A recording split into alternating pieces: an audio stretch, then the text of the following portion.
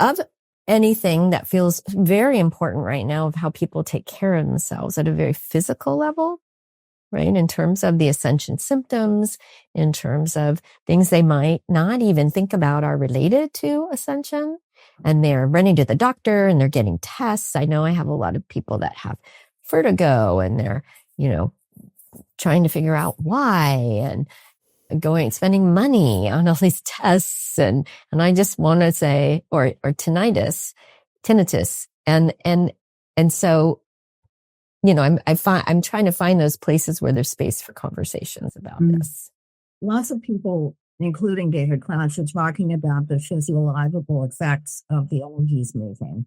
And certainly tinnitus and fogginess and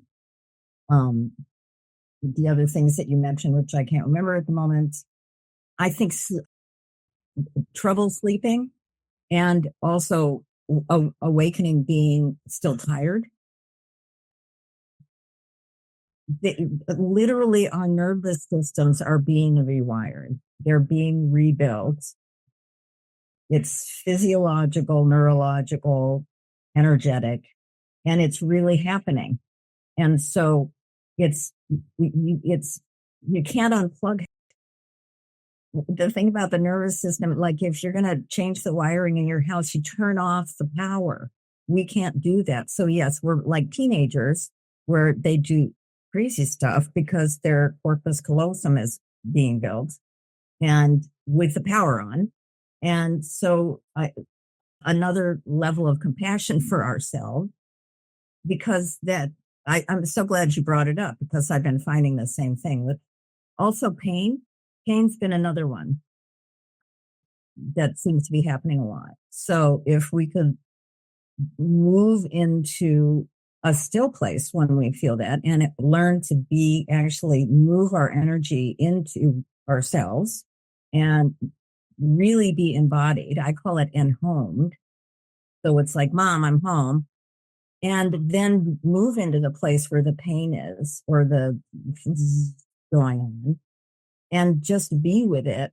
Very often the nervous system feels supported and you can find some amazing things happen if you really, really just be with it, which hint means don't tell the story about it.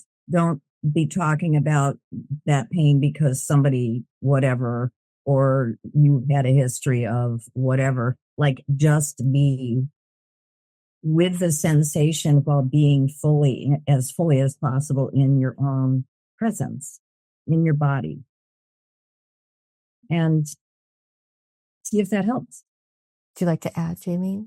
Sure. Yeah. I feel like absolutely that's a wonderful way of regulating the system. I also feel that I agree 100% that we're being rewired right now, that our nervous systems are rewiring in response to the energy that's present, and that it does cause a lot of stress on the system because the system is trying to keep up. And so typically our energy body is, miles ahead of our physical body. Our physical body's trying to catch up with what energetically is already present, is already happening. And yes, the whole system is energy. And yes, the whole system is part of one unit. But at the same time, your consciousness and your soul becoming more embodied within your physical being is a process to get used to. And our nervous system tends to clench or restrict when it feels a big bolus of energy coming through it. And especially what's been happening lately, we'll have big waves of energy flow through us. And then the next day they'll be gone. It's almost like a wave coming in and then receding. And that alone can make you feel like, oh, a lot of energy. Oh, it's gone. Where did it go? Now what? What's that? Yeah, I know. Right. What was that? What was that tidal wave?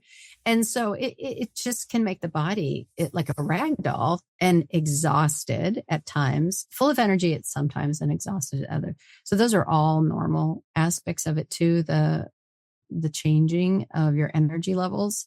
And so like you're saying, a lot of compassion right now for what we're going through and presence is very important. And then also because we're becoming more attuned and more intuitive to the energy, more clairsentient to what is around us, which is how every human, I think, is in their native state would be, is very, clairsentient wouldn't be a thing. We're all clairsentient. We all feel everything. We just don't acknowledge it all the time. So with that in mind, it's important to understand what is yours, what belongs to you, what's present for you, but what isn't yours and what you're just picking up from in the field. And there's something that I like to do because being clairsentient my whole life and not always knowing what to do with it, I feel the feelings and the thoughts and the emotions of other people and the physical pain sometimes in my body. And so now when I feel something, when I'm with somebody, I can acknowledge like, whoa, that was a big emotion that I just experienced in my body. And I'll close my eyes, take a breath, and I'll say, thank you for showing me what is present. I no longer need to hold it in my body to understand it. When you're clairsentient, part of your role is to reflect back what is in the field. And I believe that that's what we all do as humans. But for those who are more sensitive and empathic to it, thank you for showing me what is present. I no longer need to hold it in my body in order to understand it.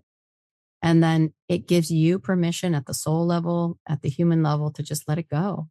And I can feel an energetic shift immediately in my body. Sometimes I'll get, like you walk by somebody on the street and you get a stabbing pain in your head or something. And then I'll just take a minute. I'll have that thought run through my head and it just dissipates almost immediately. So I had to learn to do that out of manner of consequence for myself. And I share that with as many people as I can because it really helps shift it.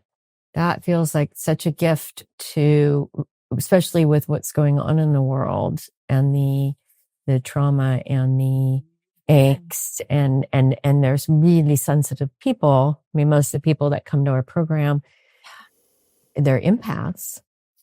So it's overwhelming as an empath right now with all of the destruction, the annihilation that's going on. And we don't want to turn away from it. I really think we're here to witness. And through the witnessing, we become transformers of that energy by not turning away, by not ignoring it, by not pretending it's not there, but facing it, seeing it, acknowledging, witnessing. That's what witnessing is. And to do so without judgment, but to do so with that tender, open heart, but then also recognize I can witness that, but I don't have to make it mine. I don't have to carry it. My job's not to carry it. My job is to witness it and take action where I can, do what I'm aligned with, but don't carry it with you because it's not yours to carry.